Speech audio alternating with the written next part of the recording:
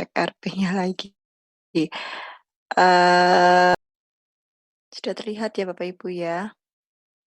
Baik, mmm, iya, hari ini kita akan masuk ke Production Activity Control. Kita lihat ini materi yang cukup agak banyak Bapak Ibu, tapi nanti coba kita lihat. Jadi saya tidak akan memaksakan sampai nanti jam 9 begitu ya, mungkin Bapak Ibu masih ada yang perlu menjalankan ibadah sebelum pukul 9, mungkin saya usahakan paling lama nanti 8:30 kita selesai. Jadi tidak, akan saya sampaikan semuanya, jadi kalau misalkan nanti Bapak Ibu itu baca di buku, Operations Management, masuk ke Production Activity Control atau ada yang mengatakan, intinya ada konteks kontrolnya Bapak Ibu.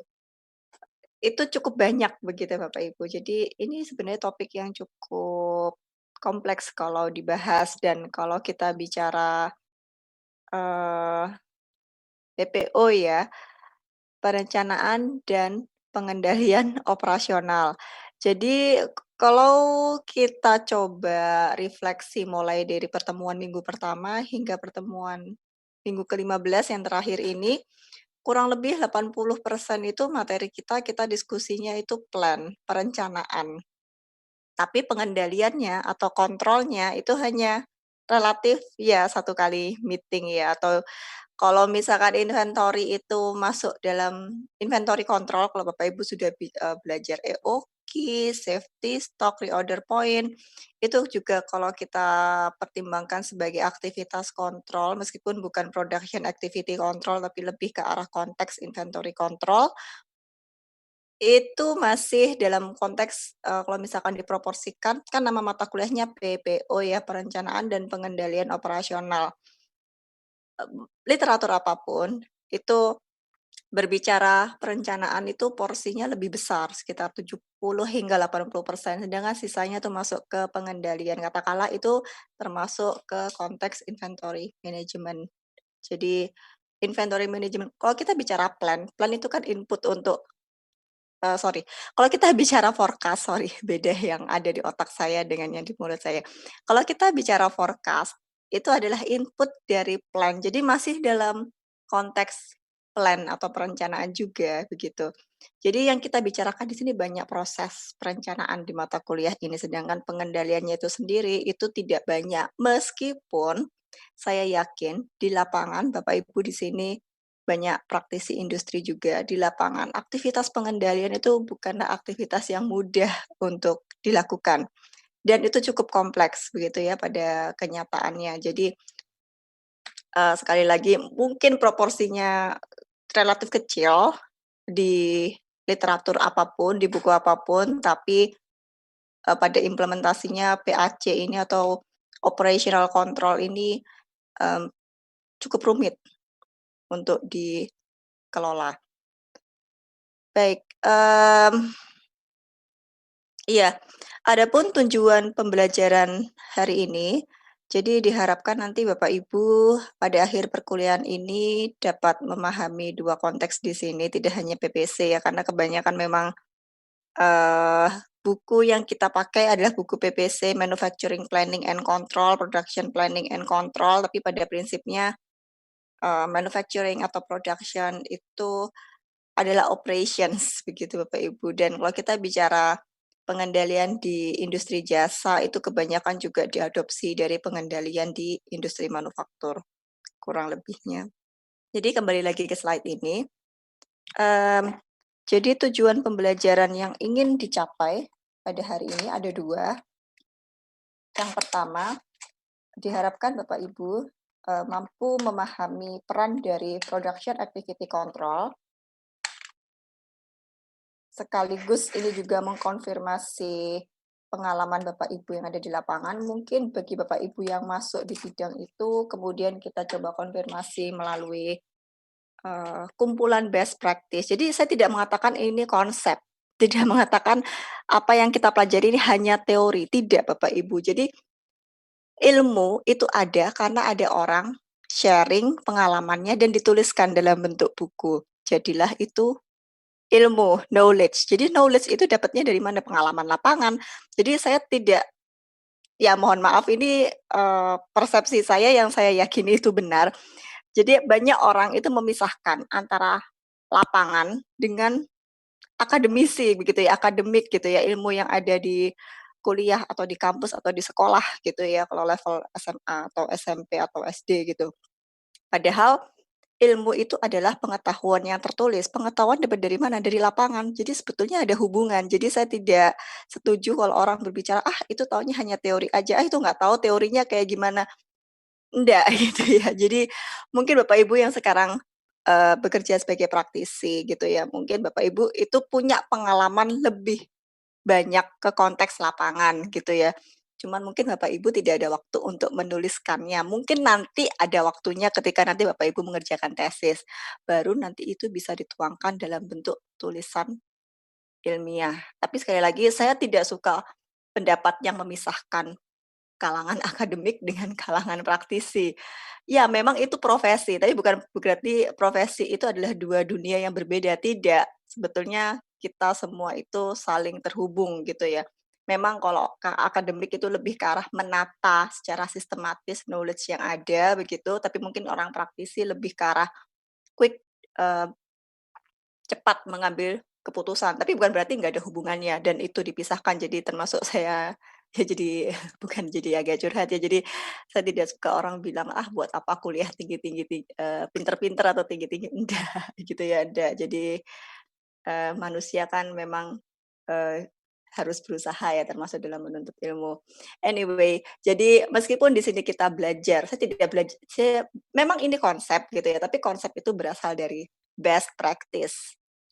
Pengalaman lapangan, meskipun tidak semua best practice itu relevan untuk langsung diimplementasikan di perusahaan Bapak Ibu. Jadi mungkin ini juga, yang ingin saya sampaikan. Jadi jangan buat ada persepsi yang langsung memisahkan antara dunia akademik dengan dunia praktisi. Jadi, untuk yang, learning objektif pertama, understand the role, ini lebih ke arah memahami secara sistematis peran dari production activity control. Kemudian yang berikutnya nanti tidak akan semuanya akan saya sampaikan, tapi kita coba lihat untuk time management. Jadi harapannya nanti Bapak Ibu bisa mempraktekkan beberapa metode atau teknik activity control. Activity control ini ada juga yang mengatakan operations control atau operational control. Operational control atau operations control. Jadi kalau orang Inggris biasanya pada pakai L, null gitu ya, kalau orang Amerika itu biasanya ngomong operations, itu hanya lebih ke arah konteks grammar saja Bapak Ibu, tapi artinya sama. Baik, jadi ini adalah tujuan pembelajaran dan iya, jadi fungsi pengendalian atau kontrol itu dilakukan setelah rencana itu dibuat. Jadi poin yang pertama dijelaskan di sini adalah ketika rencana itu sudah dibuat, maka langkah selanjutnya adalah mengeksekusi rencana tersebut. Nah, meng dan fungsi dari pengendalian itu adalah untuk memastikan bahwa proses eksekusi itu sesuai dengan rencananya. Jadi dikendalikan, dikontrol, supaya tidak terlalu jauh bedanya dengan rencana. Jadi kalau bisa harapannya ya sesuai rencana 100% begitu. Dan kebanyakan memang kalau kita bicara operational control itu memang basisnya itu dari manufacturing system, meskipun tadi sudah saya sampaikan ada hal-hal yang bisa diadopsi untuk service industries. Jadi biasanya industri jasa itu memang kebanyakan ilmunya itu diadopsi dari konteks manajemen yang ada di sistem manufaktur. Kalau kita bicara operations management atau PPO bahasa Indonesianya, itu memang sebagian besar basisnya adalah manufaktur. Meskipun itu tidak berarti hanya bisa diterapkan di industri manufaktur. Ada aspek-aspek yang bisa diadopsi untuk industri jasa. Jadi ini ada beberapa istilah Bapak Ibu, ada istilah project, job shop, batch, flow shop, Saya tidak akan menjelaskan satu-satu di sini begitu, karena itu nanti pertemuan 3 SKS lagi. Tapi anyway, Bapak Ibu bisa googling di sini. Kalau misalkan Bapak Ibu merasa suatu hari mungkin Bapak Ibu perlu tahu istilah ini seperti apa maksudnya begitu ya. Yang jelas project ini kan Bapak Ibu itu istilah yang sering dengar ya Bapak Ibu ya. Jadi kalau kita bicara manufaktur yang berbasis project itu, eee, kalau kita hubungkan dengan manufacturing system itu adalah engineering to order. Ini, itu kalau dihubungkan dengan manufacturing system biasanya kita sebut sebagai ETO atau engineering to order. Jadi proses-proses manufaktur seperti membuat kapal, membuat satelit, membuat pesawat terbang, itu adalah basisnya project. Karena setiap kali produksi dilakukan, itu dimulai dari desain. Dan proses desain itu sendiri perlu kolaborasi dengan supplier, tidak hanya butuh komunikasi dari, customer saja, tapi butuh komunikasi dengan supplier. Apakah supplier itu bisa mensupport desain itu atau enggak. Artinya, itu basisnya project dan ada waktu yang sifatnya harus di-manage. Kemudian ada job shop, ada batch, ada flow shop. Mungkin 3 hal ini adalah tipikal yang lebih populer kalau kita bicara dunia manufaktur, maksud bukan lebih populer karena secara populasi industri manufaktur, itu lebih banyak yang menggunakan pendekatan job shop, batch, atau flow shop begitu ya Bapak Ibu. Jadi job shop itu sebagai contoh, industri, eee, garmen. Baju gitu ya, job shop. Jadi ada urutannya, ada urutan, ada work center. Kalau misalnya minggu lalu kita bicara work center gitu ya, biasanya dibagi proses manufakturnya dibagi berdasarkan work center atau stasiun kerja tertentu, itu biasanya workshop. Kemudian batch, batch itu ya saya yakin mungkin Bapak Ibu sudah paham industri batch itu seperti apa. Flow shop itu biasanya basisnya itu liquid, begitu. Jadi seperti, industri air mineral, itu flow shop. Jadi, memang ada alirannya itu, fix gitu ya, maksudnya proses manufakturnya, investasinya itu sorry, maksud saya proses manufakturnya, instalasi sistem manufakturnya itu sifatnya fix, tetap. Kalau job shop itu kan bisa pindah-pindah, kalau tadi saya memberikan contoh garmen, baju gitu ya, kan mesin jahitnya bisa dipindah, mesinnya bisa dipindah, artinya bisa disesuaikan. Desain work center-nya itu bisa disesuaikan, sedangkan untuk flow shop itu relatif investasinya mahal dan sekali diinvestkan, itu sifatnya permanen di lantai produksi. Itu hanya overview saja tentang beberapa istilah ini, tapi kalau, tadi sudah saya sampaikan, ini bisa Bapak Ibu untuk shortcut-nya googling gitu ya, just shortcut gitu ya, tapi sekali lagi itu bukan sumber yang reliable. Kalau mau reliable lagi, Bapak Ibu bisa baca di bukunya PPO yang sudah, kita berikan ya, eee, referensinya. Jadi kalau Bapak Ibu baca buku, coba cari di halaman paling belakang, cari yang namanya indeks ya, halaman indeks. Nah, indeks itu cari istilah ini. Nanti dari indeks itu nanti akan diarahkan, oh, halaman yang menyebut istilah job shop itu ada di halaman berapa, misalkan 254 dan seterusnya. Jadi di buku halaman buku paling belakang itu coba, pergi ke indeks gitu Bapak Ibu. Ya, jadi itu saya beri sekilas saja. Jadi kalau kita bicara PPO itu sebetulnya yang kita diskusikan di mata kuliah ini hanya sebagian kecil gitu ya Bapak Ibu ya. Dan kembali lagi ke PAC, Production Activity Control.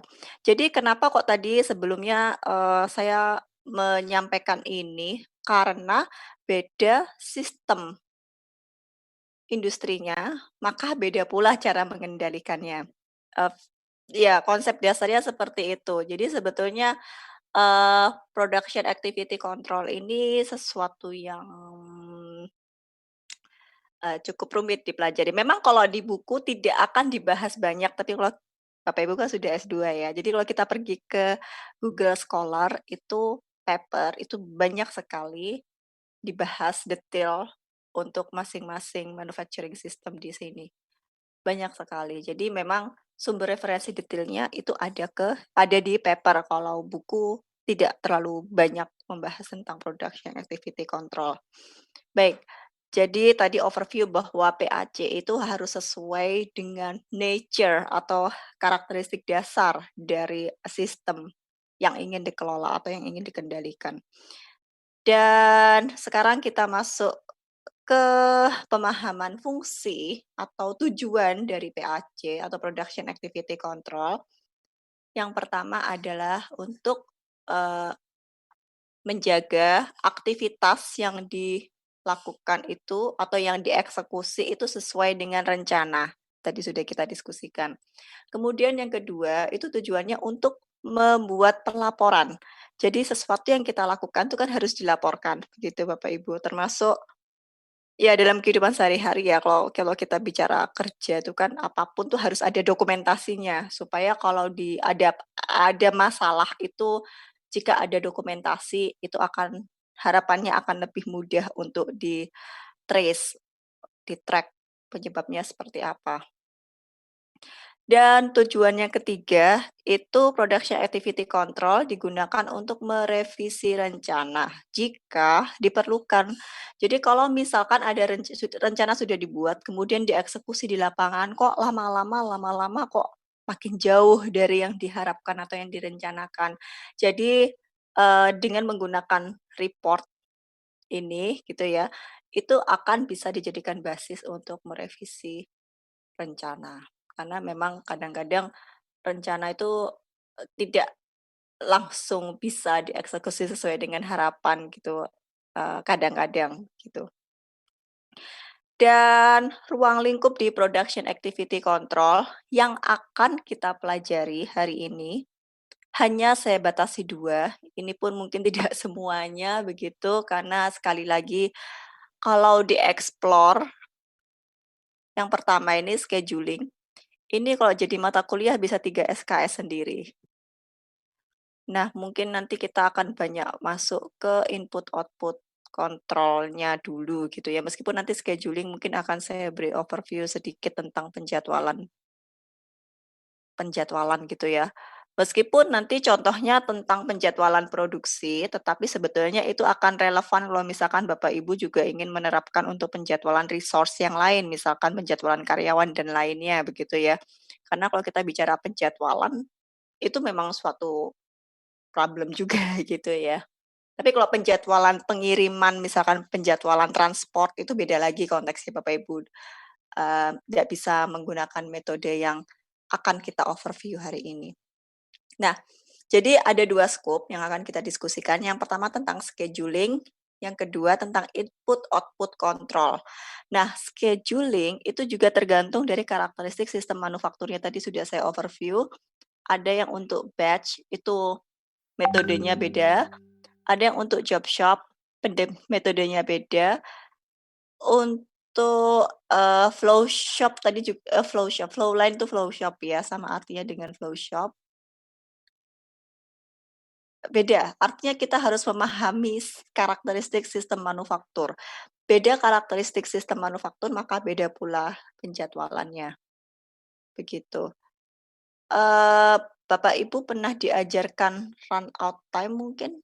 Belum? Belum. Belum. Belum, oke, tapi jadi run out time. Iya, saya hanya menyebut saja run out time. Jadi dari namanya saja run out. Run out kan kalau diterjemahkan mentah-mentah artinya habis ya.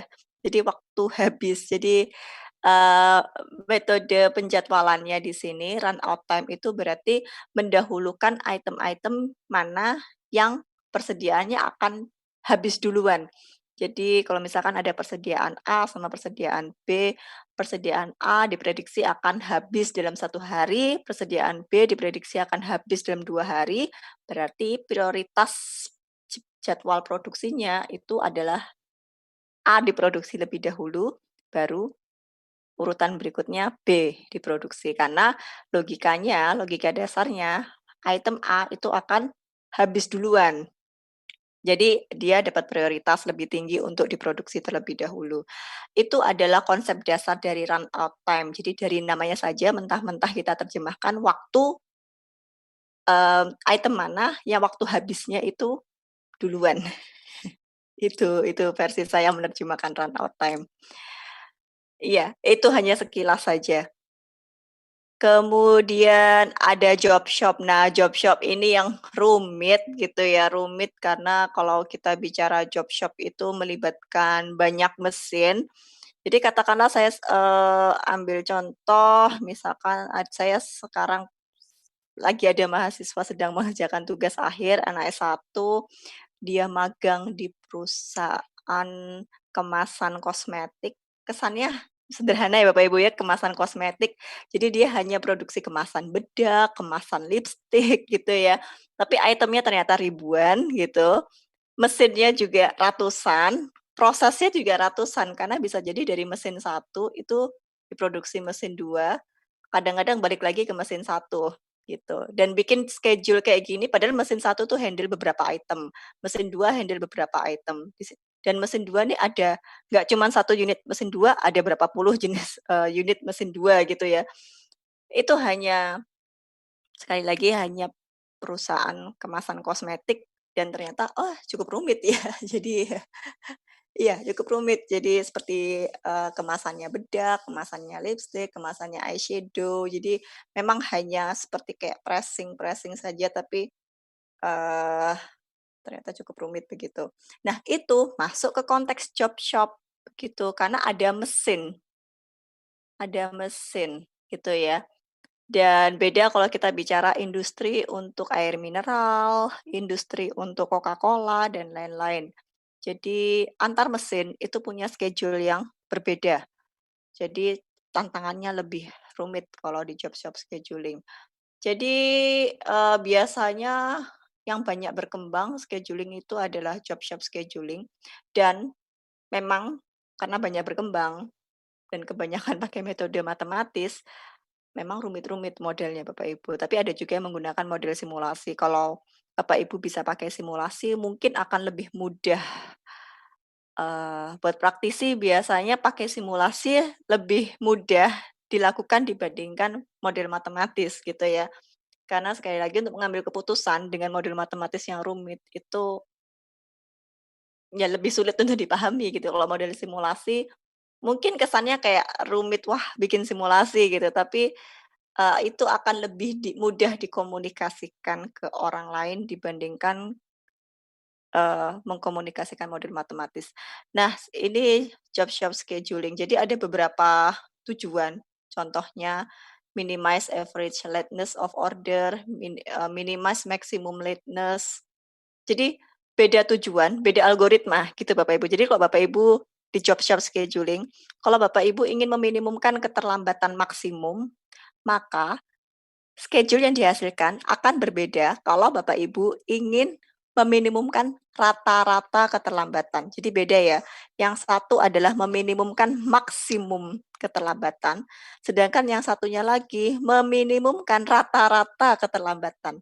Itu akan menghasilkan jadwal atau urutan produksi yang berbeda. Jadi itu kasus-kasus yang sering muncul di job shop scheduling.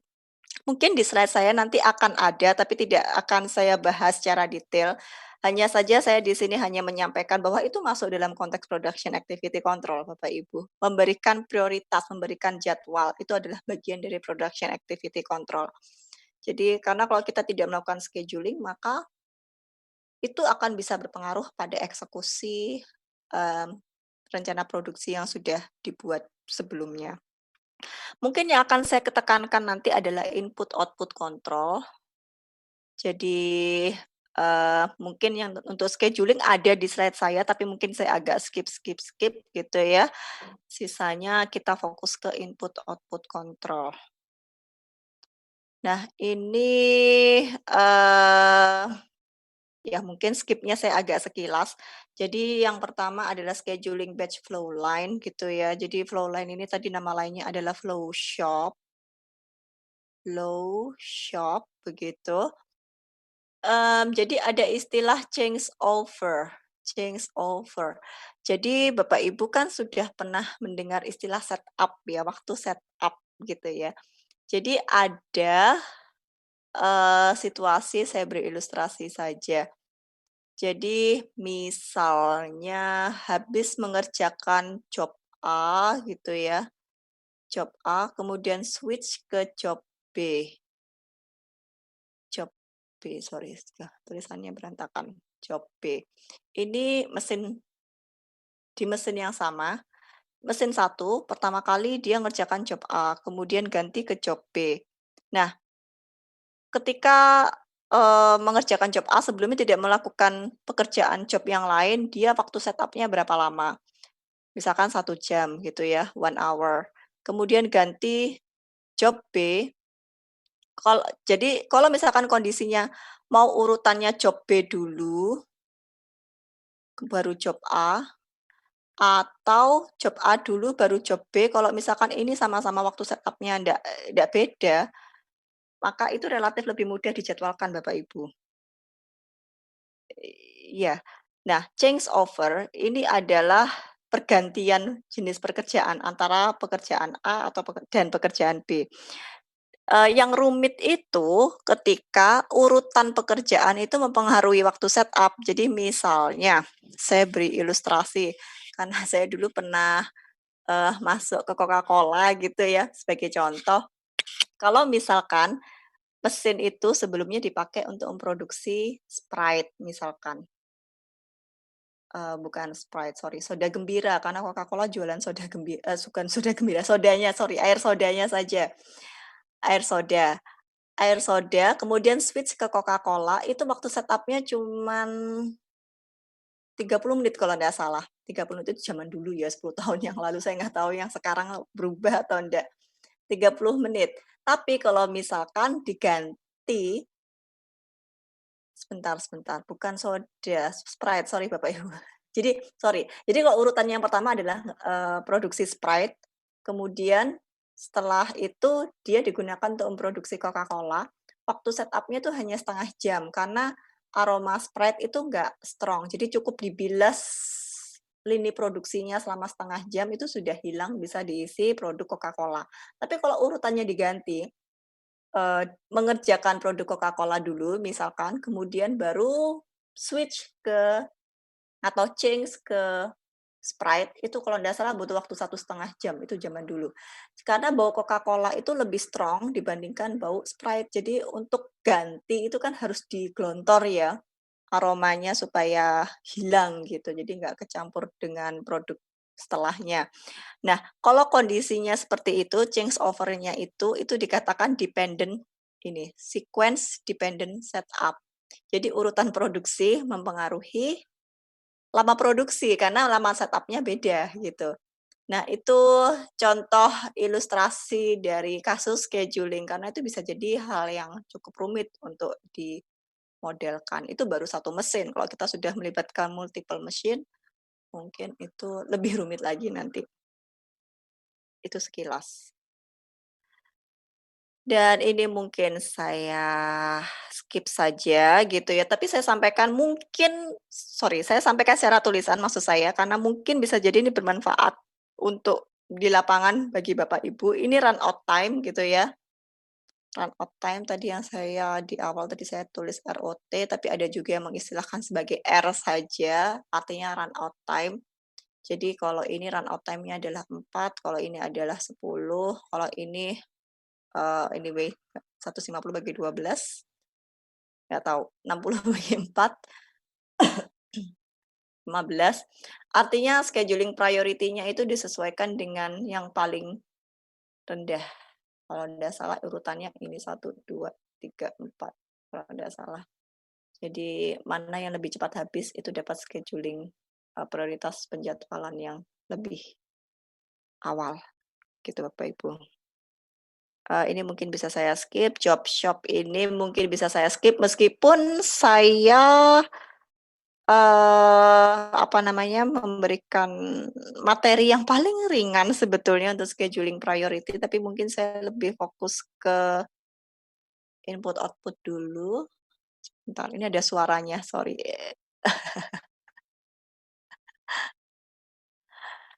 Baik. Nah, kita masuk ke input output dulu. Nanti kalau misalkan ada waktu kita balik ke scheduling karena, saya anggap ini materi yang sama ringannya sih sebetulnya, cuman mungkin ini akan lebih bermanfaat mungkin. Nah, kita masuk ke input output control, meskipun tadi scheduling saya hanya overview saja, begitu nanti kalau masih ada waktu kita masuk ke scheduling. Nah, input output control, jadi Bapak Ibu kalau misalkan ada pertanyaan, nanti ya Bapak Ibu ya, tapi jangan lupa ditulis, di catatan Bapak Ibu nanti kalau misalkan ada sesi tanya jawab bisa disusulkan nanti. Mungkin bisa ditulis di slide apa, tadi muncul pertanyaan apa gitu sambil kita coba manajemen waktu secara efektif. Baik. Nah, untuk input output control, iya, ini adalah teknik yang digunakan untuk mereduksi lead time tanpa menyebabkan mesin untuk menjadi idle. Idle itu artinya menganggur ya Bapak Ibu ya. Dan input output control ini melibatkan perencanaan pada input, perencanaan input pada work center, perencanaan output pada work center, serta perencanaan antrian. Jadi yang saya lingkari di sini input, output, dan queue itu perlu direncanakan dan juga perlu dicatat eksekusinya, realisasinya. Itu yang dikontrol di input output control. Mungkin saya masuk ke slide berikutnya saja. Nah, input output control ini adalah short range control technique. Metode pengendalian sangat jangka pendek gitu ya, yang umumnya digunakan untuk mengendalikan operasional harian. Jadi sekali lagi yang dikontrol itu adalah input, output, dan antrian. Nah, antrian ini biasanya ada yang umumnya gitu ya di referensi itu dituliskan dalam bentuk work in process gitu ya. Jadi kalau WIP-nya tinggi, work in process-nya tinggi, maka antriannya tinggi. Kalau WIP-nya rendah, maka antriannya rendah. Jadi antrian di sini biasanya direpresentasikan dalam bentuk work in process.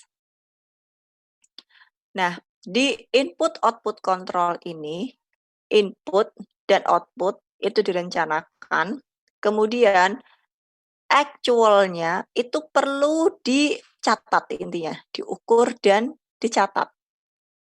Nah, kemudian antara plan dengan actual itu dicocokkan.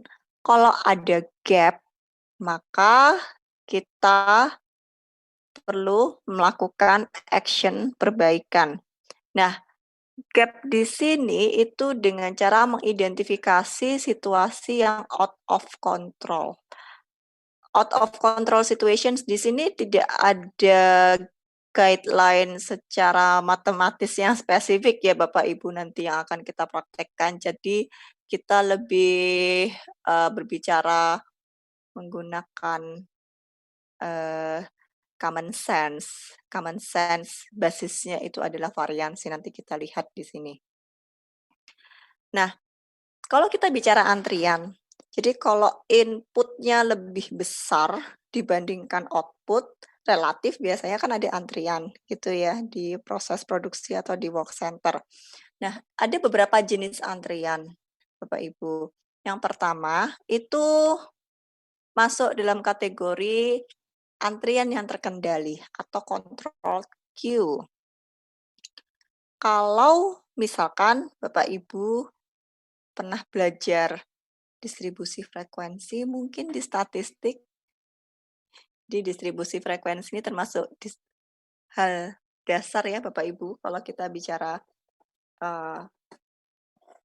ya apa SCM gitu ya, paham distribusi frekuensi termasuk hal yang sangat basic gitu ya. Jadi jenis antrian itu bisa dilihat dari 2 ilustrasi di sini, ilustrasi di kiri sama ilustrasi di kanan. Kalau ilustrasi di kanan itu pakai distribusi frekuensi. Dikatakan terkendali karena ini mulai dari 0 gitu ya. Dibentuknya kayak distribusi normal, gambar saya nggak pas nih. Gini. Nah, bentuknya kayak distribusi normal gitu. Karena mulai dari 0 sampai suatu titik tertentu dan relatif variansinya ndak lebar sehingga kurvanya ndak flat lebar gitu ya, atau bahasa Jawanya jebeber gitu ya, ndak gitu. Dan kalau misalkan digambarkan pakai sumbu X-nya itu adalah lama antrian, hours, sumbu Y-nya adalah eh Q, hours, and time, days. Harusnya ada yang unit ya. Ini lama antrian, ini adalah unit kalau ndak salah. Coba saya cek lagi di bukunya. Jadi ada sumbu X, sumbu Y gitu ya. Ini unit harusnya, unit antrian. Jadi relatif variansinya tidak banyak Bapak Ibu, variansinya kecil dan ini kalau diterjemahkan ke distribusi frekuensi bentuknya seperti ini.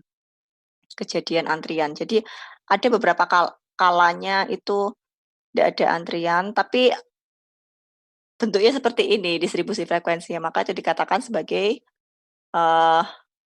control Q gitu ya. Tapi kalau yang bagian bawah ilustrasinya itu dikatakan eksesif, berlebihan. Memang secara variansi dia tampak kecil ya, apalagi kalau ini kalau dikonversi ke sini. Tapi ya secara variansi kecil, normal, secara variansi normal, tapi dikatakan eksesif karena dia jauh dari 0. Jadi kalau ini kan beda ya, ini dikatakan kontrol. Kalau ini dikatakan eksesif karena relatif jauh dari angka 0 ketika ini diterjemahkan dalam bentuk distribusi frekuensi.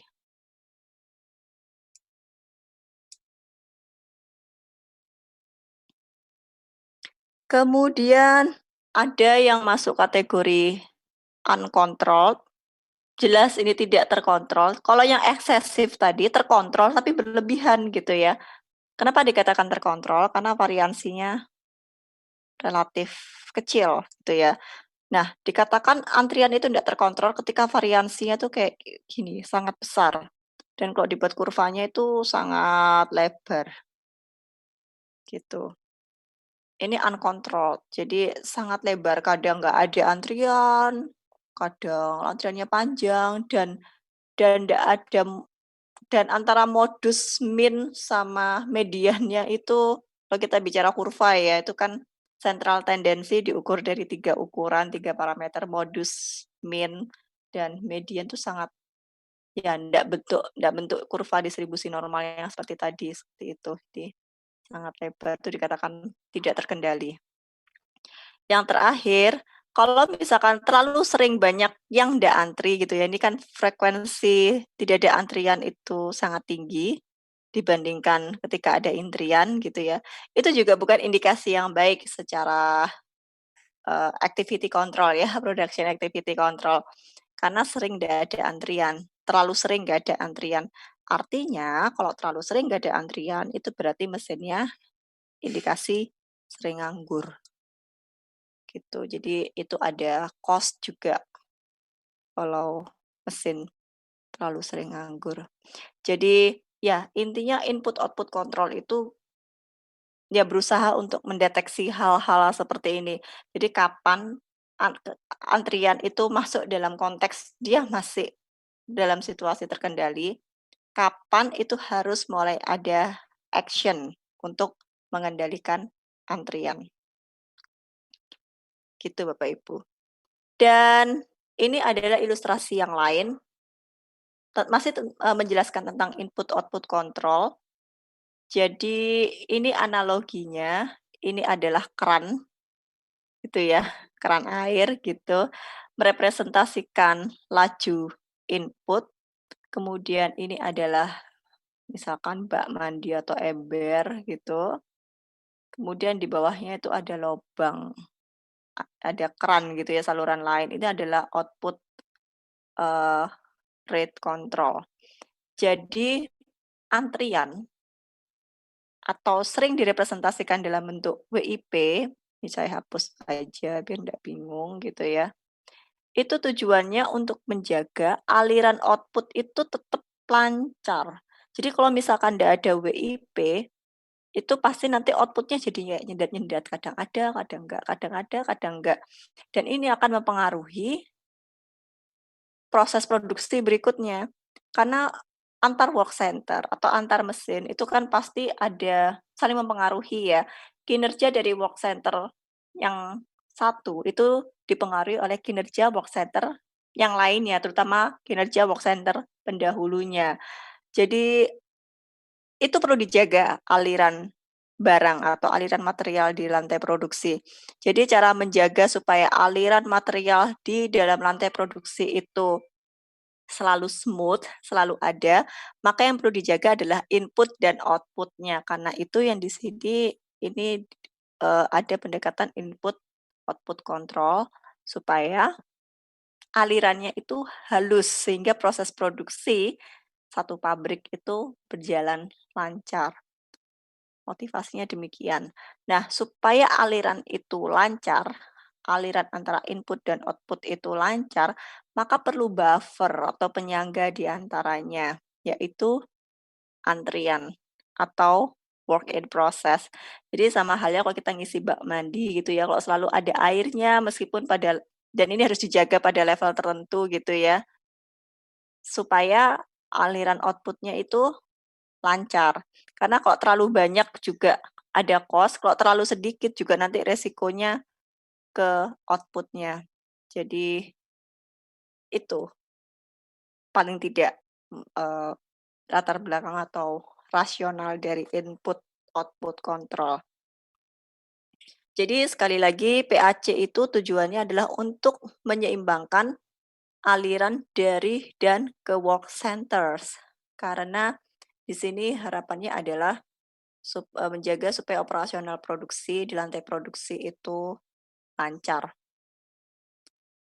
begitu. Dan input rate di sini, input rate itu dikelola berdasarkan jumlah order yang dirilis. Jadi kalau kita bicara order rilis, dia itu hubungannya sama MRP ya, kalau kita bicara rencana. Jadi tergantung dari order yang dirilis ke shop floor. Jadi jumlah order yang dirilis di shop floor itu mempengaruhi input rate. Sedangkan, ya ketika input itu naik, di dengan asumsi output rate itu tetap, maka WIP itu akan naik. Semoga kelihatan yang terakhir. Dan laju output itu saya nggak kelihatan ketutupan Zoom-nya, sebentar. Laju output itu bisa disetting, bisa diubah-ubah dengan cara menaikkan atau menurunkan kapasitas work center. Jadi kalau misalkan tadi kita bicara input itu, laju input itu bisa dikontrol melalui order rilis gitu ya, jumlah order yang dirilis ke lantai produksi gitu ya. Kalau output, laju output itu bisa dikendalikan dengan kapasitas work center capacity. Jadi, ya tergantung mana yang mau diatur, inputnya atau outputnya. Kalau yang mau diatur adalah inputnya, berarti yang diubah-ubah adalah order rilisnya. Kalau yang mau diatur adalah outputnya, berarti yang diubah-ubah adalah kapasitas work center. Jadi analoginya itu kerannya. Kerannya yang satunya yang input itu basisnya order rilis, sedangkan keran air untuk output control itu adalah work center capacity. Gitu, Bapak Ibu. Nah, ini saya sampaikan ilustrasinya saja karena nanti rumusnya akan ada di slide berikutnya, oke. Jadi, ini ilustrasi saja Bapak Ibu, basic konsepnya. Jadi ini kita hanya belajar yang simple dulu, single work center. Jadi, konsep dasar yang kita pelajari di sini, ending work in process, WIP terakhir, ya posisi inventory terakhir intinya, itu sama dengan beginning work in process ditambah input dikurangi output. Mungkin ini bisa dicatat gitu ya, Ibu. Mungkin saya beri waktu, karena slide berikutnya sudah masuk ke hitungan.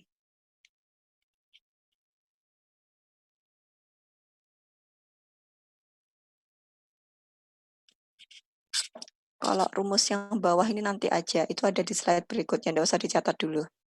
Nanti saya jelaskan.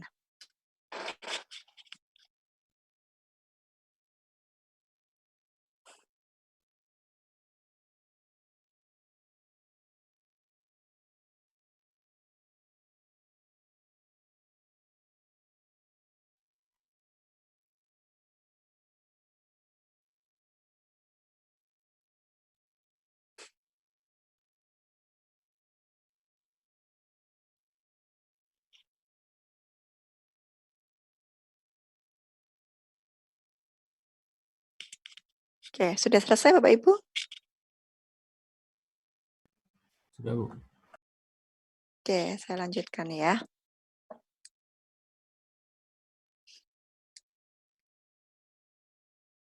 Nah, ini adalah contoh perhitungan input-output control dalam situasi terkendali. Jadi, itu maksudnya ini adalah contoh tabel yang menunjukkan hitungan ini dalam situasi terkendali. Jadi, saya beri penjelasan dulu sekilas. Jadi, ini adalah default format dari tabel input-output control. Jadi ada input, ada output, ada WIP, Bapak Ibu. Ada 3 komponen di sini. Nah, kalau iya saya bicara agak teknis kalau di ujian entar ya Bapak Ibu, nanti ya. Jadi kalau di ujian itu yang sudah given itu yang saya kotak di sini, sorry. Ini tuh akan given, gitu ya. Ini akan given. Dan ini given. Sisanya yang nggak saya kotak itu nanti yang perlu dihitung, Bapak Ibu. Nah, tapi kalau misalkan di lapangan, yang given itu mungkin yang hanya plan saja ya, rencana. Kalau ini sebenarnya hitungan dari input sama output gitu ya. Artinya yang given di lapangan itu adalah input sama output plan, kemudian yang aktual ini adalah dicatat, catatan harian. Ini hari ke-26 dicatat 12, hari ke-27 dicatat 19 dan seterusnya. Jadi begitu, ya Bapak Ibu. Baik. Nah, di atas ini ada rumus. ICD itu adalah input cumulative deviation. PI itu adalah planned input. AI itu adalah actual input. OCD bukan nama diet dan juga bukan obsessive compulsive disorder. OCD di sini adalah output cumulative deviation. PO itu adalah planned output. AO adalah actual output. PWIP itu adalah planned work in process. AWIP adalah actual work in process. Mungkin saya beri waktu Bapak Ibu untuk mencatat. Sambil saya ngambil minum dulu ya Bapak Ibu, beri saya waktu 1-2 menit, saya izinkan Bapak Ibu untuk mencatat sambil cari tahu rumus ini, itu menghasilkan bagaimana rumus ini bisa menghasilkan angka-angka yang saya kasih awan di sini. Itu adalah angka-angka yang dihasilkan dari rumus-rumus yang ada di atas tabel. Intinya angka-angka yang tidak saya kotak.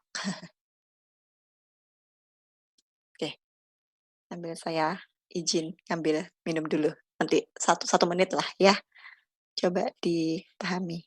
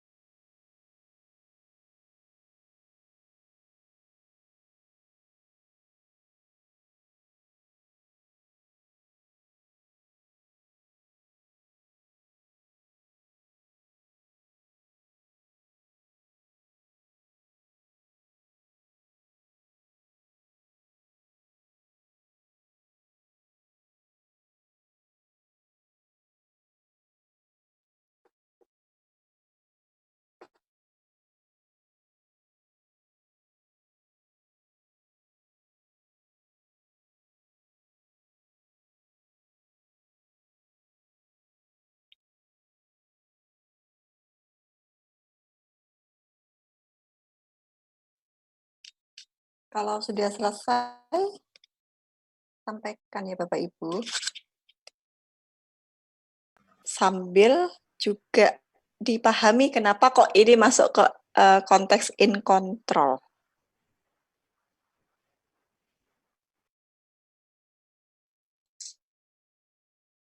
Kira-kira dilihat dari mananya kok masuk ke kategori dalam terkendali, sorry.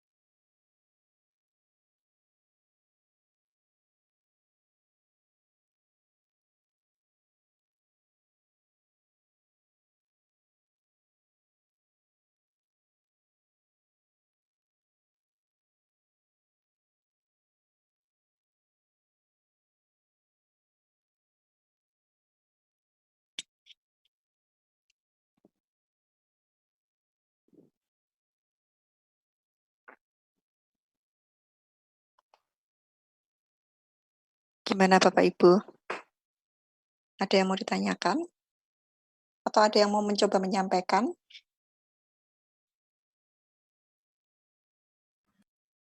Bu, saya masih belum paham terkendalinya di mana sih. Terkendalinya di mana? Oke, tapi ngitungnya dapat paham ya, dapat ICD, dapat OCD, dapat PWIP, AWIP, sudah paham ya Bapak Ibu ya? Coba saya, ini kenapa Zoom-nya Iya. nutup? Sebentar. Ibu boleh izin tanya, Bu? Iya, silakan. Untuk yang PWIP D26 itu given juga nggak ya, Bu? Sebentar, saya pakai laser. PWIP berapa Mbak? D26. D26, PWIP 32. Oke, ini sama dengan ini. Aduh, ini Zoom saya kok settingannya muncul-muncul, sorry. Saya ganti ke atas. Jadi 32 di sini, benar ya Mbak ya? Itu dapat dari 32 di sini. Dapat?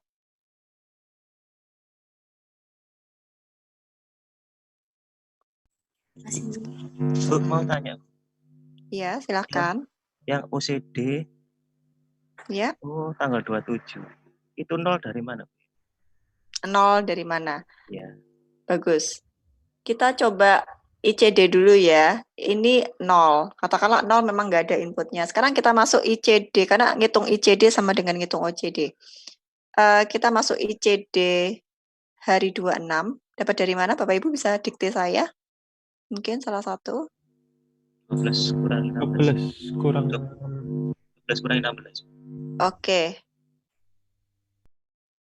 12 minus 16 ketemu minus 4. Oke. Minus 1 dapat dari mana? Oke. Min 4 kurangi 16 tambah 19 min 1. Berarti kan sifatnya akumulatif ya Bapak Ibu ya. Bagus. 5 dapat dari min 1 kurang 16 tambah 22 dan seterusnya. Oke. Balik lagi ke sini OCD. 1 dapat dari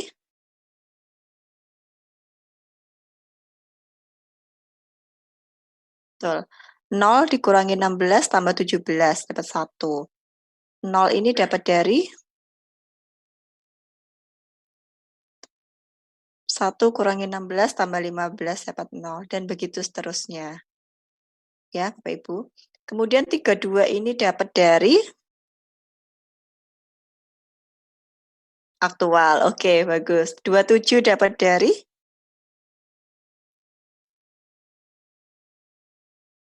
32 ditambah 12 dikurangi 17 sama dengan 27. 31 dapat dari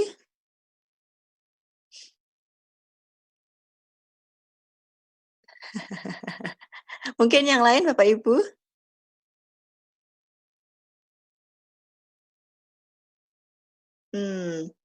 AWIP. Dapat dari AWIP I-1 berarti 27 tambah 27 19 dikurangi 15. tambah 19 kurang 15. Benar ya? Sama dengan 31 ya? Iya.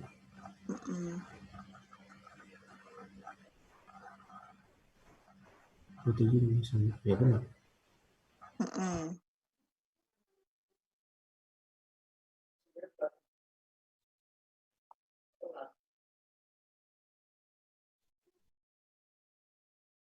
Sebentar, Bapak Ibu yang lain sudah cocok.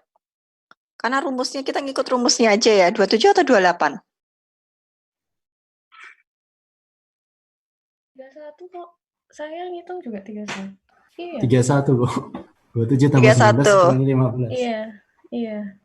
31 ya, 27 tambah Iya, 19. betul. 38, 48 Dikurangi. kurangi 15. 48 kurangi 15. Iya. Kemudian 36 dapat dari satu lagi. 31.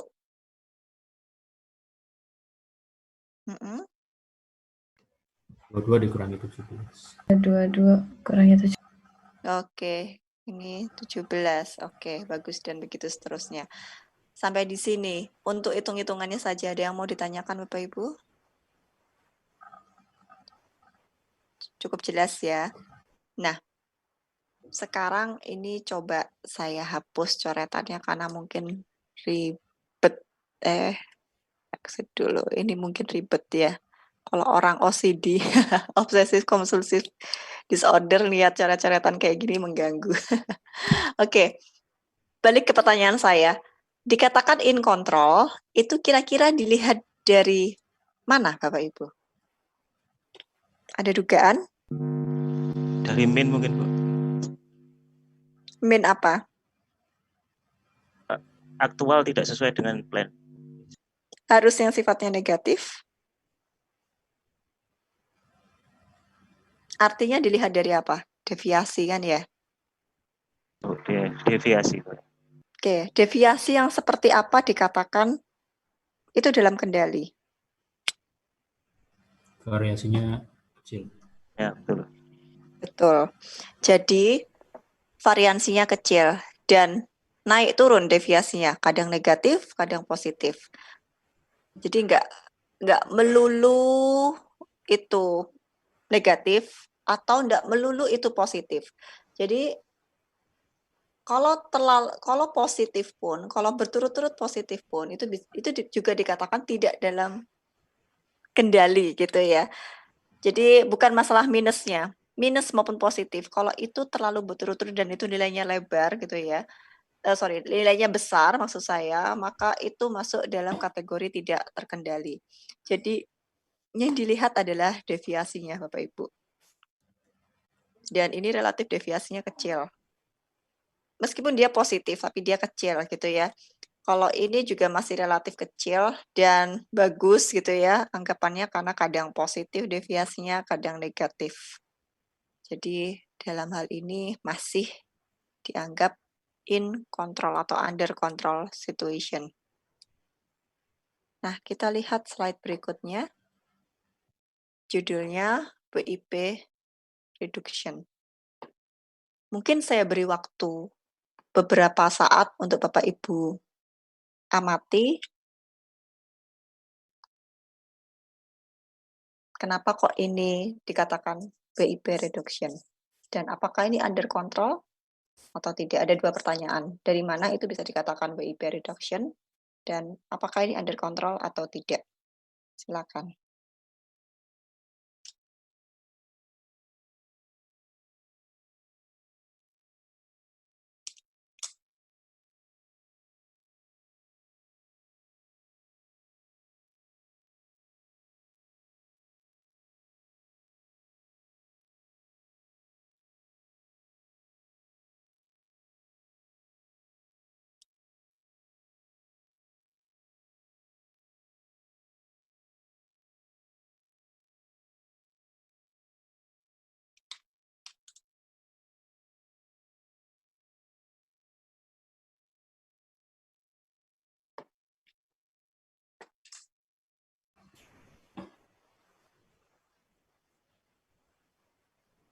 Mungkin ada yang mau mulai, silakan.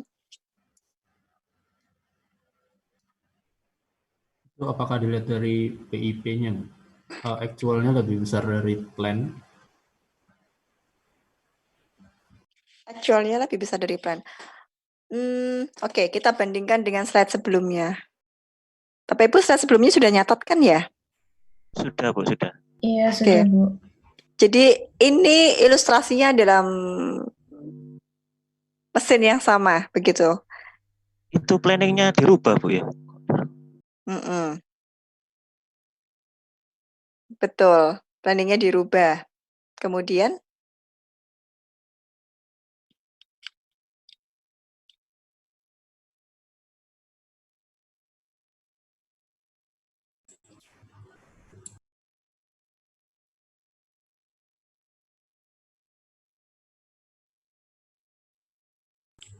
Ibu yang PWIP D26-nya itu tidak sama dengan AWIP 25 lagi ya Bu? Atau gimana? Bagus, bagus. Jadi PWIP D26 itu, kalau balik ke rumus, tadi saya salah. Harusnya kan menurut rumus ya, Jadi kalau di sini 30 dapat dari dari aktual HBIP. Iya. Kemudian Tambah 14 dikurangi 16. dikurangi 16. 16. Betul. Kalau yang sebelumnya kan ini bukan 14 ya, ini kan 16 ya. Kalau enggak salah ya. Iya Bu, 16 16 ya. itu. Iya, betul. Makanya jadinya dia konsisten 32, 32, 32.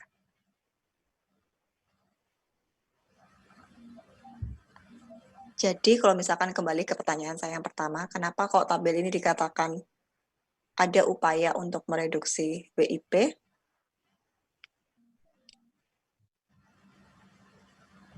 Plan-nya turun. Iya, In- plan ini. untuk inputnya diturunkan Ya, dengan PWIP-nya turun. dengan harapan work in process-nya juga ikut turun. Nah, cara menurunkan input tadi seperti apa?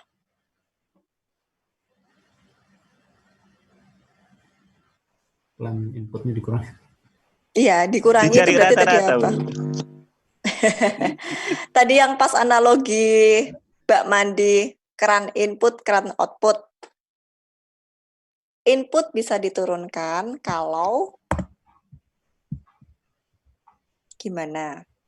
Output bisa diubah, dinaik turunkan kalau gimana? Kalau ada buffernya. Input itu MPS-nya Bu. Kalau output itu work center-nya kalau nggak salah. Iya, apanya? Kurang spesifik. Kalau yang output Kalau kapasitasnya, Bu. Iya, kalau input apanya? Kalau input order release-nya itu tadi. Bagus. Kalau Terus output working Work center center, capacity-nya. kapasitasnya, kapasitas work Kapasitasnya WC. center Iya. atau kapasitasnya mesin gitu ya. Iya. Jadi dengan harapan menurunkan jumlah order yang dirilis ke work center itu harapannya WIP-nya itu akan berkurang, kan gitu ya Bapak Ibu ya, logika kasarnya gitu. Jadi itu dikatakan judulnya WIP reduction. Nah, ini masuk in control atau enggak Bapak Ibu? Masuk dalam kendali atau tidak menurut Bapak Ibu? Masih dalam kendali. Masih dalam Bu. kendali. Iya, bagus. Oke, ada yang mau ditanyakan lagi untuk tabel ini? Kalau enggak ada, saya lanjutkan. Judulnya inadequate input atau input yang tidak cukup. Saya beri waktu mungkin.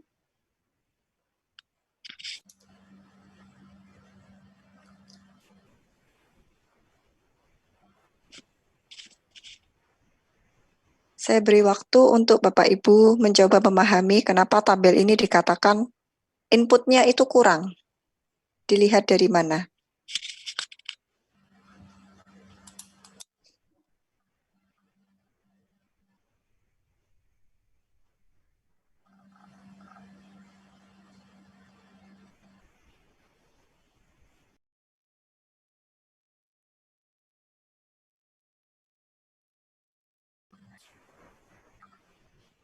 Dari outputnya Bu. Outputnya lebih besar. Outputnya lebih besar. Dari cumulative deviation, semakin Bagus. lama kan semakin tinggi. lebih. Oke, intinya kita indikasinya kan di deviasi 2 sini ya. Nah, kalau konsisten makin lama makin numpuk tambah besar, berarti kan ada indikasi, wah ini problem nih kalau dibiarkan lama-lama tambah besar problemnya. Dan, nah kalau kita melihat, ini kan sebetulnya dua-duanya kan tambah besar ya, yang input sama output ya. Yang input seperti ini, yang output seperti ini. Kenapa kok dianggap akar masalahnya itu adalah input? Kira-kira bagaimana, Bapak Ibu? Kok bukan outputnya yang problem? Kenapa kok inputnya? Di sini dikatakan inputnya.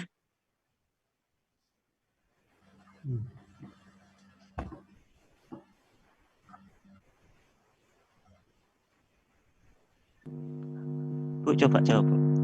Iya, Itu silakan. outputnya hasilnya lebih banyak daripada inputnya. kan misal Hmm. 12 kalau inputnya, terus di situ saya lihat hasilnya 15. Oke. Salah satunya mungkin, Bu. Oke. Oke, mungkin ada yang lain lagi mungkin Bapak Ibu menambahkan?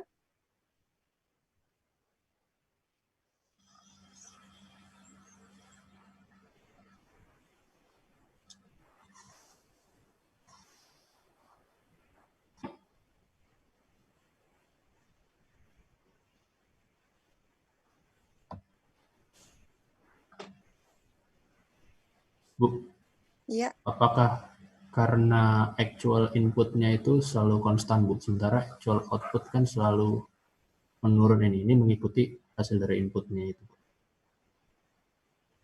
Sebentar, gimana? Karena actual output-nya selalu konstan, sedangkan actual input-nya Kebalik, Bu, actual inputnya ini konstan oke.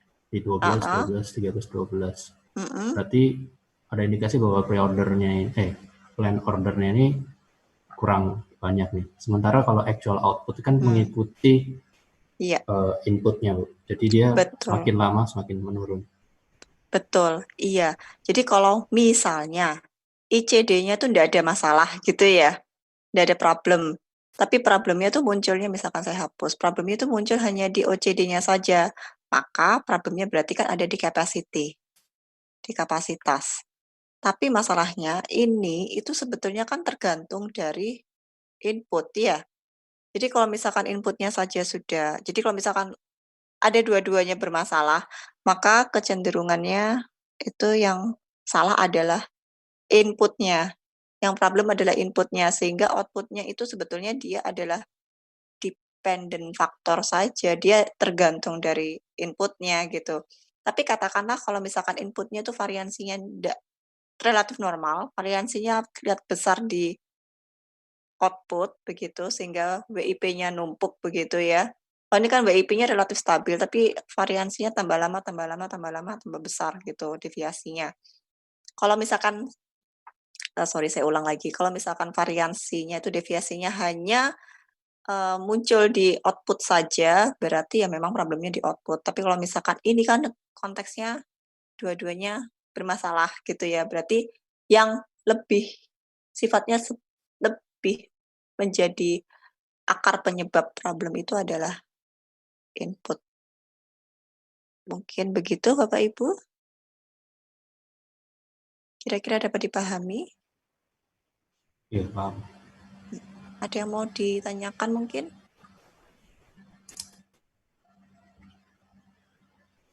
Kalau tidak ada, Permisi, Bu. ya.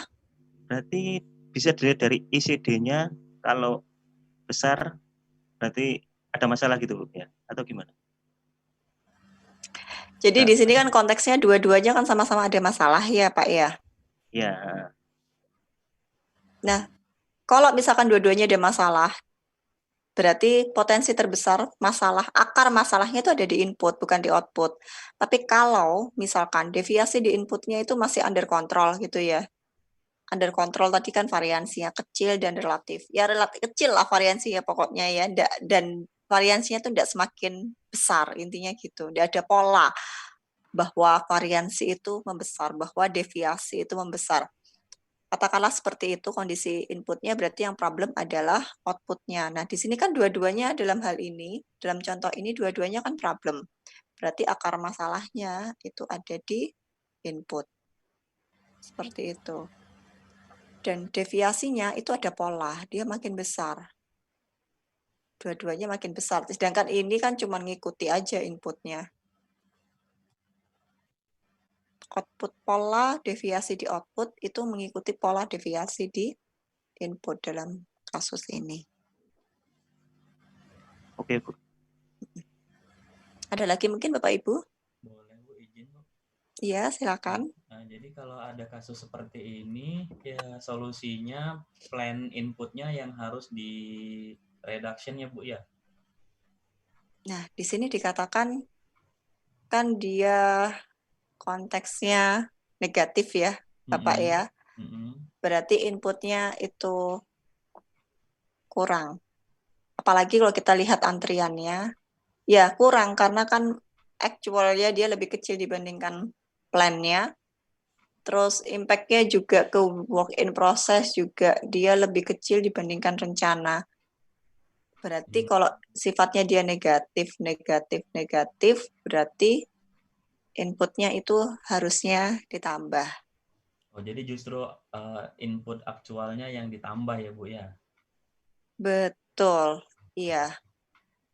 Terus satu lagi, Bu, ini tadi ukuran kecilnya itu tuh seperti apa, Bu ya? Misalkan nih, Bu, di ICD-nya itu kan 0, minus 4, minus 8, minus 11, minus 15 ya, Bu. Nah, misalkan itu 0, minus 4, terus 1, terus itu minus 11, terus itu minus 15 itu anggaplah jadi 5 gitu. Apakah itu termasuk problem juga, Bu? Variansinya besar sampai minus 11. Bisa jadi Tapi problem. bervariasi seperti itu termasuk problem juga ya, Bu ya?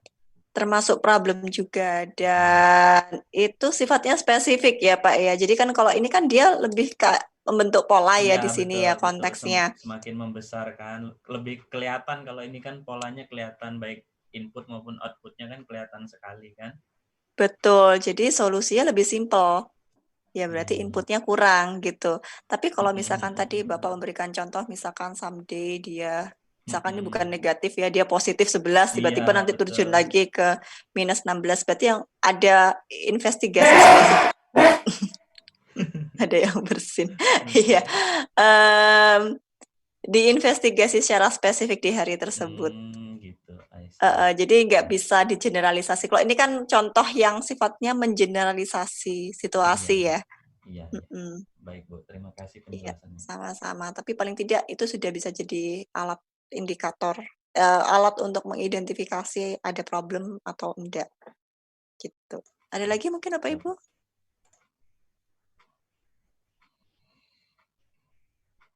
Kalau enggak ada, saya lanjutkan.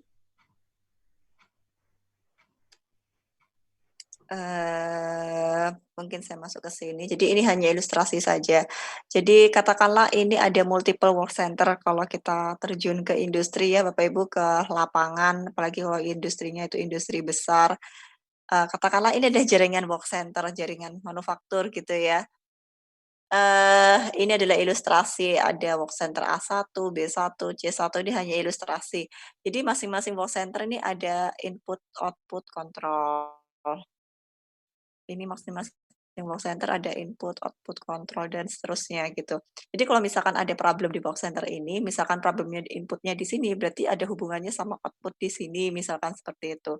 Jadi itu fungsi input, output, control. Kalau tadi kan hanya contoh untuk atau single work center saja, tapi kenyataannya di lapangan sekali lagi tidak sesimpel apa yang barusan kita pelajari. Memang metodenya simpel kalau kita bicara hanya untuk kontrol satu work center, tapi kalau kita sudah bicara work center ini dalam satu kesatuan sistem yang besar, antar input output control, antar report yang dibuat di masing-masing work center itu harus ada kaitannya gitu. Jadi kalau misalkan ada input ada problem input di work center ini, mungkin penyebabnya adalah output di work center sebelumnya. Jadi seperti itu. Jadi ini hanya ilustrasi kalau di lapangan itu implementasi input output control meskipun secara matematis simpel, tapi harus ada ya kedisiplinan ya untuk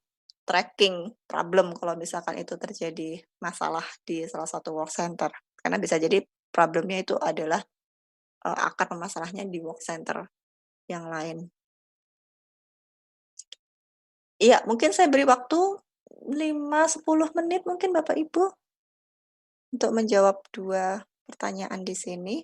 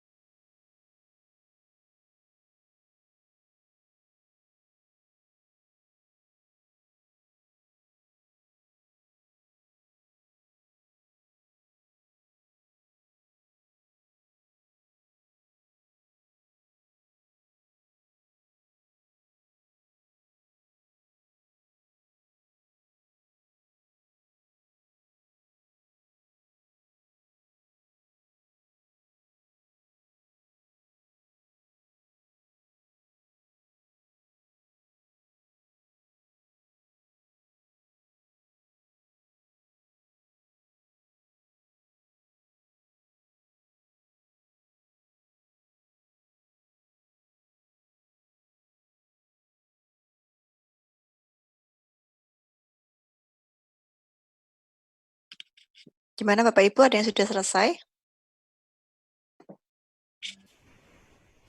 Yang pertama 40 ya, Bu. 40, oke. Oh, Yang sorry. Ah, yang keduanya inputnya ditambah jadi 35. What should Oh. the input be in day 4 if you desire to decrease? Jika kita ingin mereduksi WIP sebanyak 5 unit.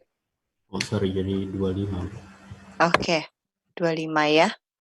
Ada yang mau ditanyakan mungkin Bapak Ibu? Cukup jelas?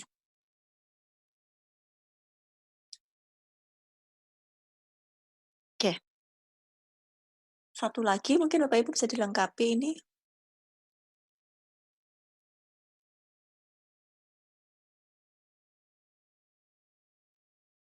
Jadi pertanyaannya, complete the table and analyze the result.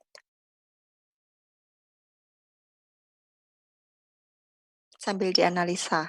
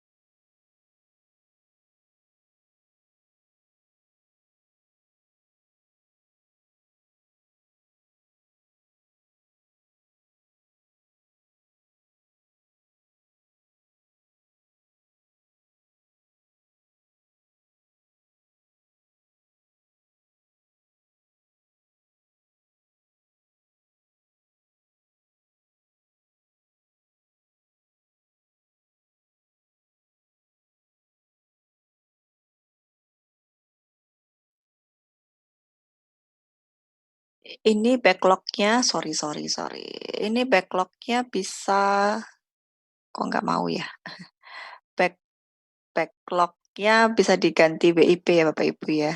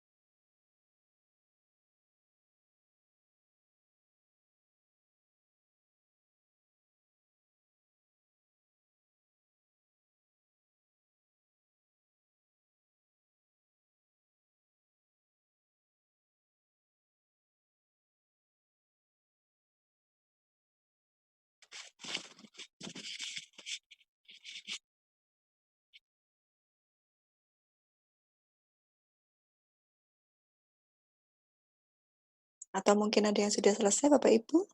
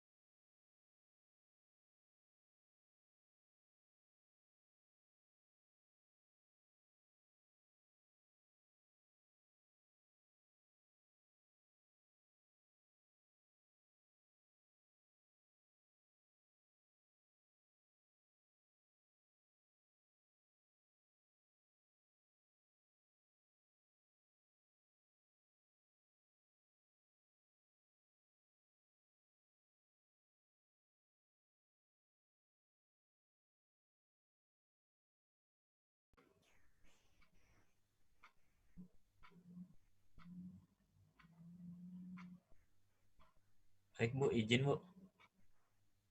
Ya, silakan. Dikte Kalau saya. kalau punya saya jawabannya ICD maupun OCD-nya cenderung membesar Bu, minusnya Bu. Oke, jadi cumulative deviation untuk Iya, inputnya berapa, cumulative. Pak? Di Bisa. minus 110, terus minus 180, Sorry, hari 22 berapa? minus 180, Minus 180, terus minus 260, minus 260, minus 360, 350, minus, bentar, 350, minus 390, minus 390, minus 440, minus 460, minus 480, oke, minus 510, oke. dan minus 520. Dah, sorry. Minus 5, 20. Oke, yang bawah output Minus habis minus 70, minus 150, iya, minus 210, iya, minus 290, iya, minus 360, minus 410, oke, minus 450, oke, minus 460, oke, terakhir sama-sama minus 470. oke. Kemudian bawahnya lagi, Bawahnya deviasinya nggak usah ini ya. Ini itu 60 sama. sampai akhir? Iya, karena input dan outputnya sama, 220 kan. Oke, Jadi ikut sama itunya. bagus. Terus berikutnya? Ya, AWIP-nya atau actual backlog-nya itu 20, 30, 10. 20 di hari Di 23? 23, 10. Oke. 10, 10, 0, 0, 30, 30, 30, 30, 50, 40, oke. 20, 10. Oke, Bapak Ibu hitungannya sama semuanya? Mungkin checking dulu. Iya. Iya. Tolong dicek barangkali ada yang iya. Pakai rumus formula. Nggak apa-apa, manual ada yang salah manualnya, nggak masalah sih, manual juga nggak masalah, pakai Excel juga nggak masalah. Atau memang ada yang beda, atau ada yang sama? Oke. Sama, Bu. Sama. Oke, yang beda 2 orang, 1 orang. Hilang. Oke, baik. Sama ya, betul ya, saya tidak terlalu cek hitungannya. Oke, baik. Kembali lagi, berarti complete table-nya sudah kelar. Sekarang analyze the result-nya bagaimana, Bapak Ibu? Inadequate input itu. Apa yang Inadequate input. Inadequate lagi, tidak memadai inputnya, Bu. Input yang dilihat. tidak cukup. Inputnya kurang, Bu. Oke, bagus. Dilihat dari Kumulatif deviation input sama outputnya sama-sama ini. semakin Semakin besar. besar. Iya. Akumulasinya membesar. Oke, berarti kalau dua-duanya membesar, maka akar masalahnya itu dianggap inputnya yang problem, karena deviasinya punya pola. Semakin membesar ya. Baik. Kira-kira solusinya apa, Bapak Ibu, untuk mengatasi problem inadequate input tadi? How to solve inadequate input?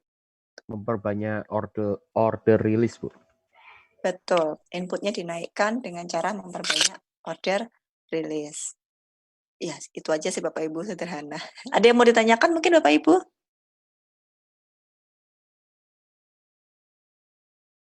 Bu, bukannya itu kalau dilihat inputnya semakin lama semakin menyerupai plan-nya, Bu ya, dari actual. Bagus. Jadi Inputnya, bisa dibilang ini ada masalah di work center sebelumnya. Jadi mungkin di work center sebelumnya itu yang harus diperbaiki. Kalau misalnya begitu. Iya, bisa jadi. Karena ini kan terbatas ya, kita hanya cuma dapat report satu report aja, gitu ya. Dan kalau dilihat dari pola cumulative deviation, deviasi ini semakin lama konsisten semakin membesar. Secara general, sekali lagi secara general, itu inputnya kurang. Meskipun kalau dilihat detail, tadi Bapak oke lah ya pendapatnya gitu ya. Dilihat detail itu semakin lama cenderung mendekati rencana. Jadi bisa jadi ini kok dilanjutkan di setelah hari 30 mungkin bisa jadi ini deviasinya enggak konsisten membesar, mungkin gitu ya. Tapi secara general kalau ditanya secara umum, problem apa yang bisa kita identifikasi dari laporan input-output ini? Secara umum problemnya adalah inadequate input. Tapi kalau mau interpretasi lebih detail lagi, itu boleh seperti yang tadi Bapak sampaikan. Jadi saya nggak hanya mungkin kalau di literatur hanya berhenti sampai ini inadequate input sudah titik gitu ya. Tapi kalau kita bicara analisis atau interpretasi data gitu ya, kita kan harus lihat polanya yang menyebabkan deviasi ini membesar seperti apa. Tadi bagus sih saya lihat pendapatnya Bapak tadi. Bu, mau tanya, Bu. Kenapa, Pak? Plan output itu kita tentukan atau dari kapasitas atau dari mana ya? Angka 220 itu loh. Ini kita tentukan. Kapasitas kan juga bisa disetting kan ya? Bisa. Iya, yang ditentukan, yang direncanakan. Gitu. Ada lagi mungkin Bapak Ibu?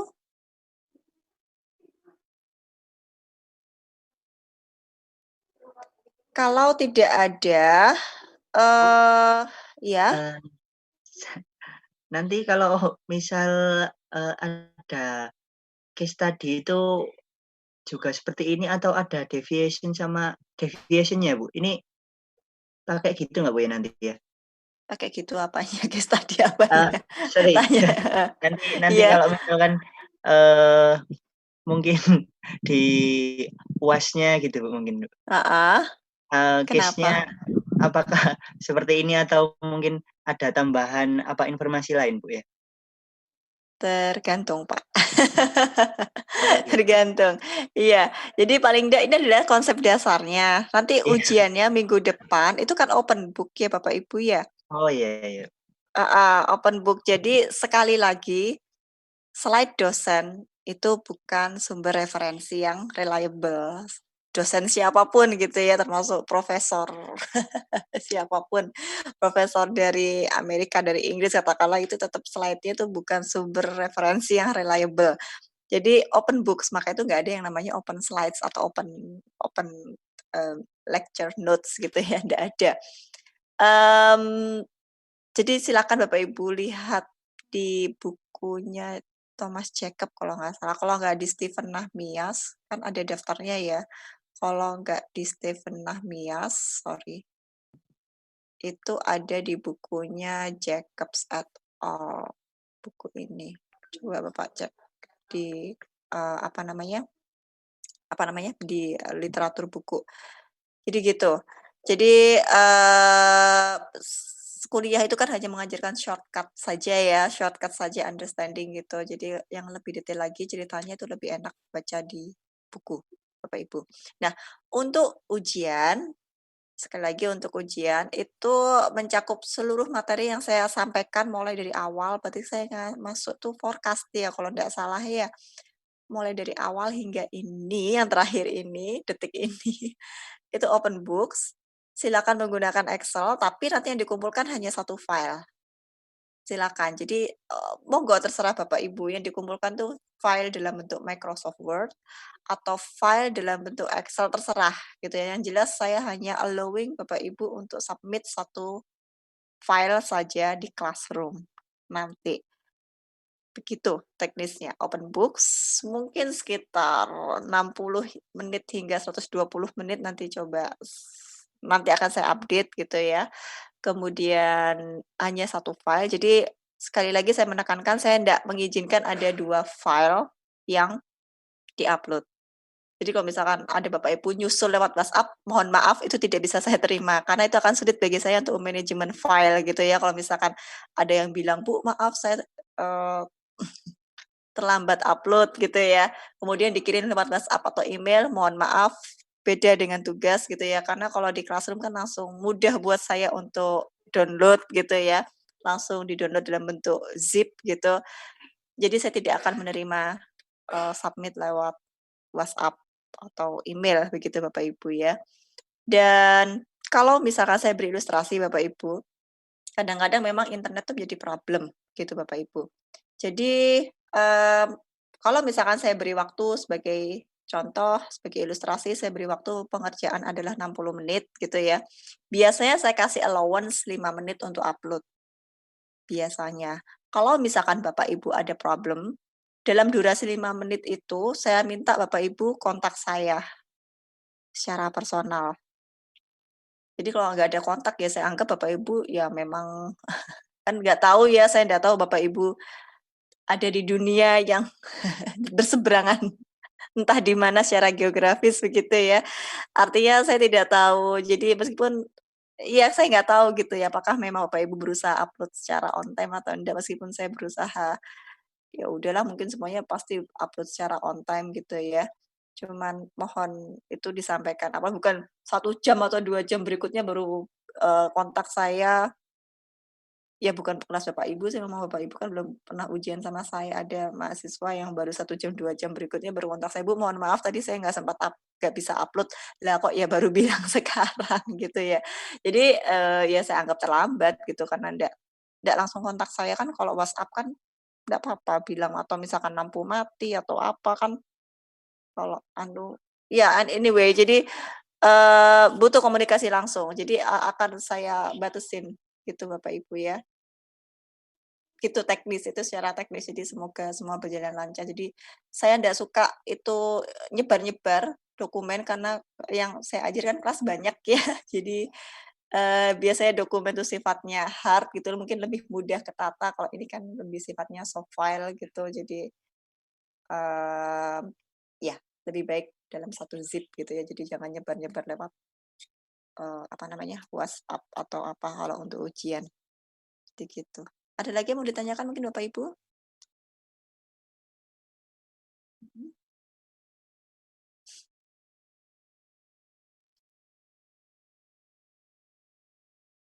Dan Pak Iwan sudah bikin tes kan ya? Belum?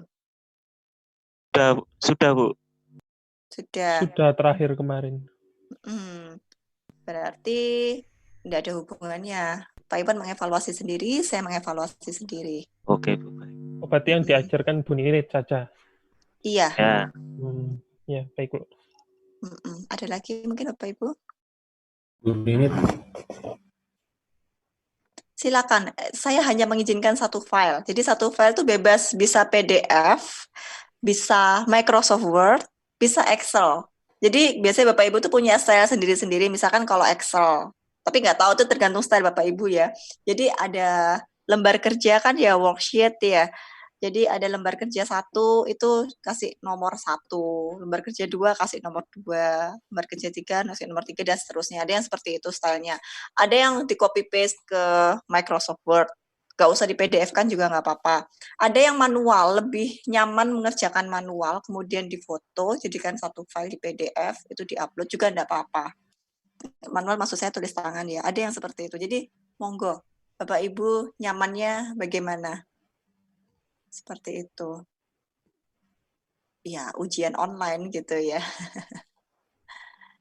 Begitu. Atau mau kombinasi, pokoknya yang jelas yang diupload itu hanya satu file, sehingga ketika saya masuk buka dokumen, koreksi pekerjaan Bapak Ibu cukup satu file saja.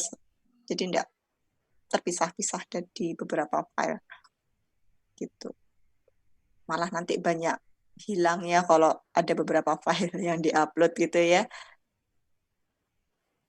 Ada lagi yang mau ditanyakan teknisnya? Mulainya jam 6:30 seperti biasa atau ini, Bu? Pertanyaan bagus. Mundur. Iya, nanti akan saya update gitu ya. Jadi kayak kalau 6:30 bagi Bapak Ibu yang puasa mungkin agak mepet. Makanya tadi saya undur 15 menit ya. Iya, Bu. Jadi Iya, Bu, baru kelar. iya, saya pun juga agak lari-lari. Jadi mungkin kalau perlu 18.45. 18.45 ya. Iya, 18.45 kurang lebih mulainya. Antara 18.45 atau pukul 19. Seperti itu. Bapak Ibu. Kalau 2 jam selesainya lama. Ya antara dua waktu itulah ya, 18.45 atau 19, nanti coba saya lihat tergantung nanti desain soalnya butuh waktu berapa lama begitu Bapak Ibu. Yang jelas enggak 18.30 karena saya pun juga tadi sulit untuk Ada lagi? Ini ada satu slide lagi, cuman buat latihan, monggo silakan. Jadi enggak tugas tapi silakan coba dilengkapi saja pertanyaan ini untuk latihan. Kemudian silakan baca buku gitu ya, baca bukunya, jadi jangan hanya tergantung pada slide saya. Ada lagi mungkin? Latihan ini boleh di cross check ke WA di grup, Bu? Boleh, silakan. Slide-nya ini enggak di-share, Bu? Belum saya upload ya. Saya share biasanya. Ya udah, kalau belum saya share aja. Ya, pasti saya share. Baik, Bapak Ibu, semoga sehat selalu. Saya akhiri, ini saya stop share. Ini mahasiswa yang datang 17 sudah absen semua? Sudah, Bu. Oke. Oke, kalau begitu saya akhiri. Terima kasih atas perhatiannya. Semoga sehat selalu. Sampai ketemu. Terima kasih. Terima kasih, Bu ya. Iya, sama-sama. Minggu depan kita nggak ketemu sih ya, cuman iya ujian aja. Oke. Minggu depan. Minggu depan ujian. Iya. Oh, iya. Oke. Ya, Bu. Saya akhiri, Bapak Ibu kok nggak mau akhiri. Oke. Terima kasih. Terima kasih. Error. Oke. Iya, Bu. Oke, selamat malam. Assalamualaikum warahmatullahi wabarakatuh. Waalaikumsalam warahmatullahi wabarakatuh. Terima kasih, Bu.